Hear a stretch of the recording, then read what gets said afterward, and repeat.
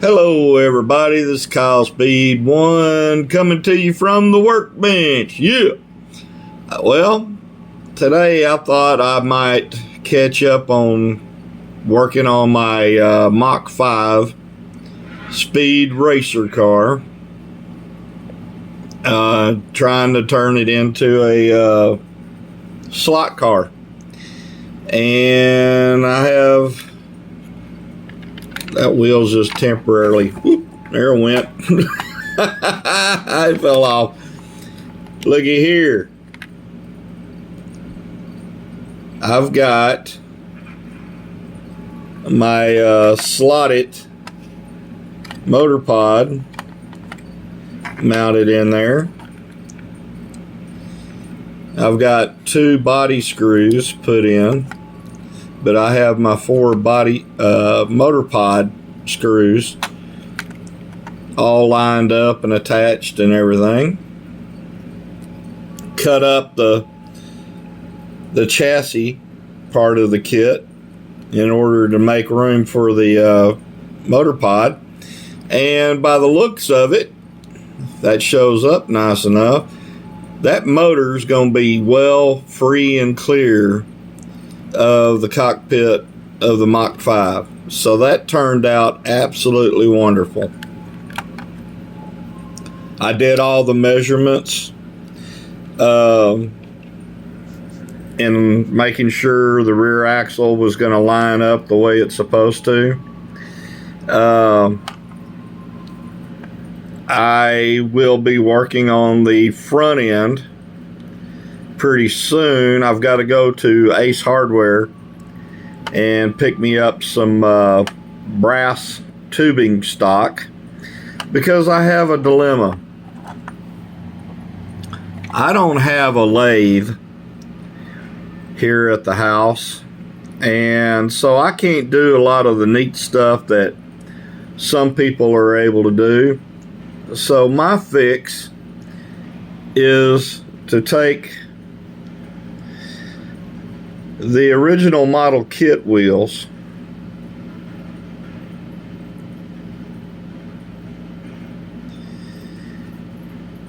and find a brass tube that this 1/32 scale slotted axle, hardened axle, will go into,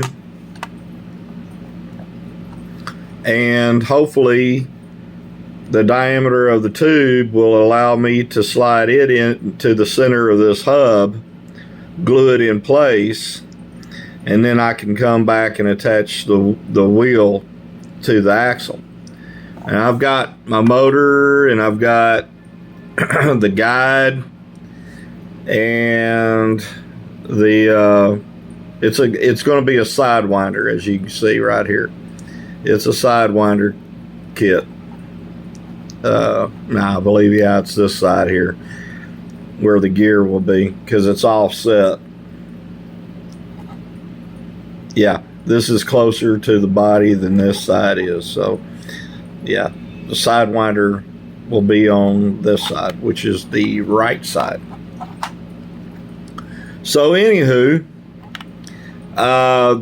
the stanchions here, the somewhat yellowish white colored stanchions, are from another kit from George Turner that I recycled those stanchions from, and I believe they were originally for different ways to mount the body to the chassis on his kit. Well, I saved them, and turns out I measured it with my micrometer and cut them to length, pre-drilled the holes and pre-tapped them, and that came out great. Glued them in with super glue. Yeah, it's coming there. It's getting there. I'm really pleased with how the motor area turned out, that I won't have to do a lot of butchering, because as you can see back here, I did incorporate part of the plastic model kit, but I cut it away for it to fit up in here and the motor pod to rest on top of it. You know, the original piece to that went from here to there, and it had fender wells up inside there and some chassis detail to them. Well, that was going to interfere with the motor, so I cut all that out. And I've got my guide marked where I want to drill the hole, and I've already started the hole. Now the kit had it to where the wheels would turn, and I'm not a big fan of that. Some people might be, but for me, looking at the kit, well, hang on a second. If I can do this one-handed, yeah, I did. See, it's got a knuckle, and that's the disc brake. It's got a knuckle on it, okay? But as you see, the wheel flips and flops around. I don't want to glue it in place where the wheel doesn't turn at all. So, basically what I'm going to do, and you got that section right there, if you can see it, that's solid. I'm going to mark the center of it in alignment with, you know, that stub axle there, and I'm going to drill the holes through that bulkhead, and I'm going to take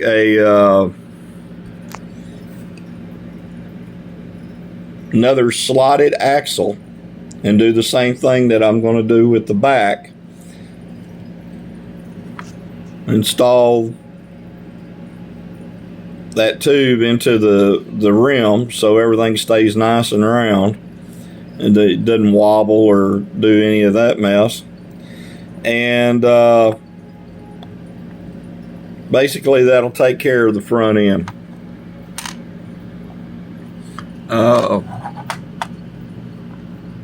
I shouldn't have painted it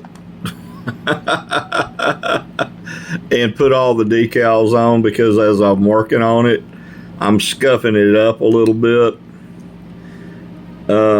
But me being the kid that I am, I went ahead and put the model together. I didn't glue the glass in yet, thank goodness, because I can come back and touch some areas up with some white and put another clear coat on it,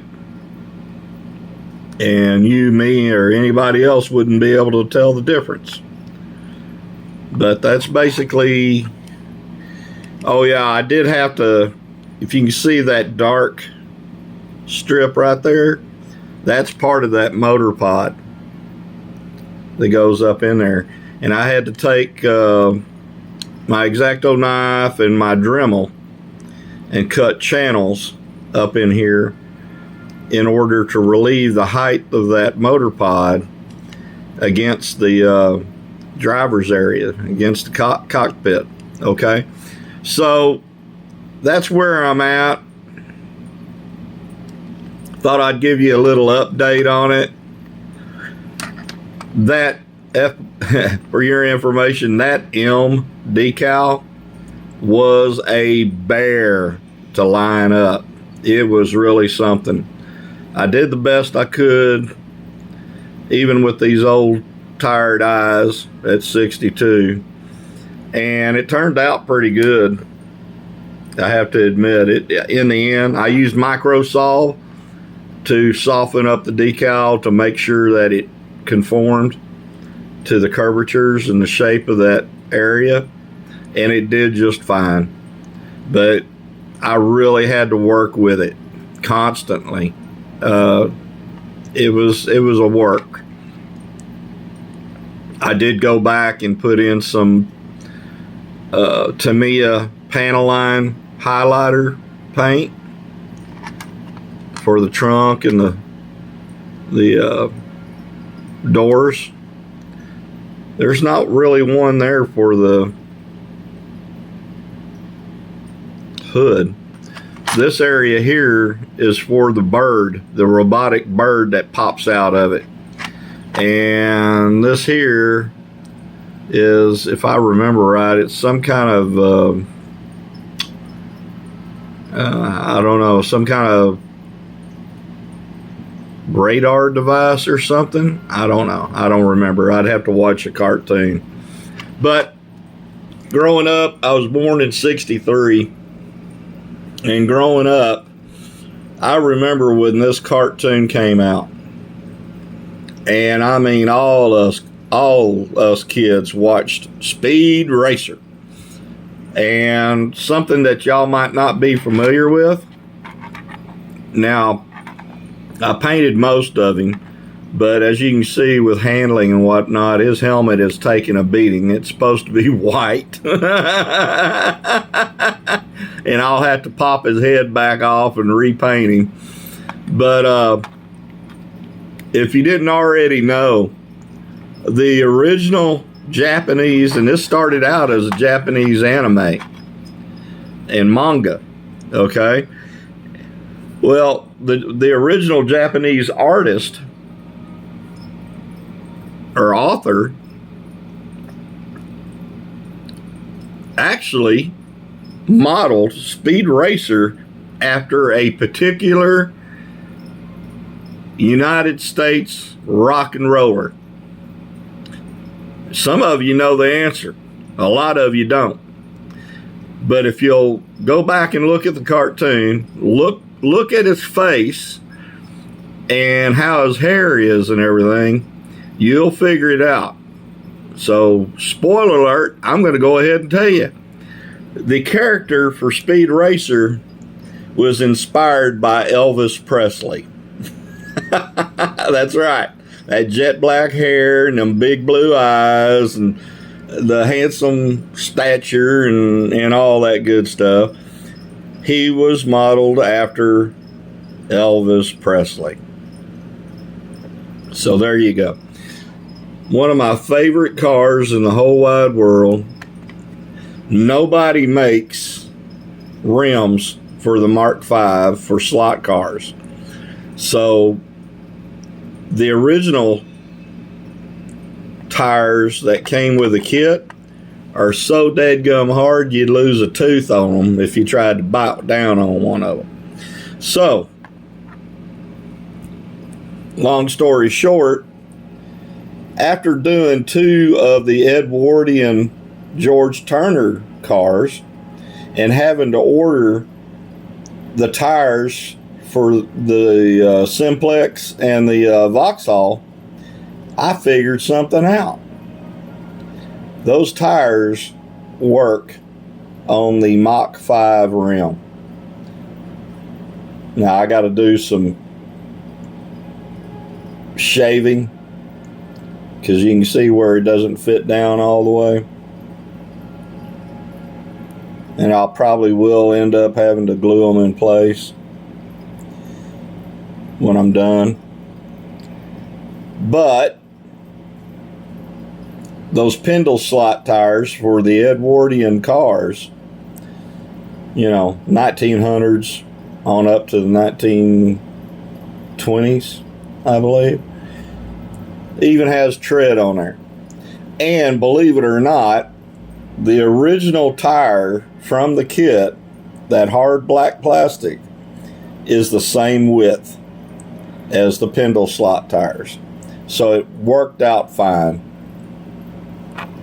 Again, I don't have a lathe to try to do a lot of this stuff on, so I can get very precise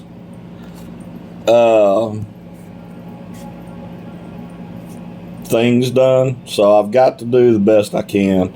I'm hoping I can find brass tubing that will snugly fit into the hub of the rim from the kit, and that it'll just so happen that the inside diameter of the brass tube will allow the slotted 1/32 hardened steel axle into it without any slop. That would really make me happy. So until I have more for you to show, oh yeah, I've got a slot invasion guide coming in to put in the front of this, and I'll probably put 2 screws here to further keep the chassis bolted into the body, so it'll be a lot more secure. Right now I only have those 2, and I did put a magnet in. So that's it for the updates on the Polar Lights Mach 5 with Speed Racer driving the car, and I'll talk to you later. Bye.